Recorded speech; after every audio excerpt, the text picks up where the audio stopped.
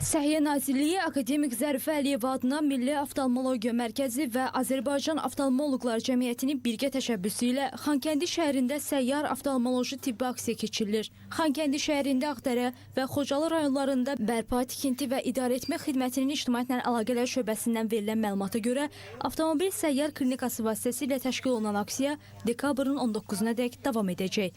Tədbir çərçivəsində əhali ödənişsiz göz müayinəsindən keçirilir, görmə pozuntuları erkən mərhələdə aşkarlanır və zəruri tibbi məsləhətlər verilir.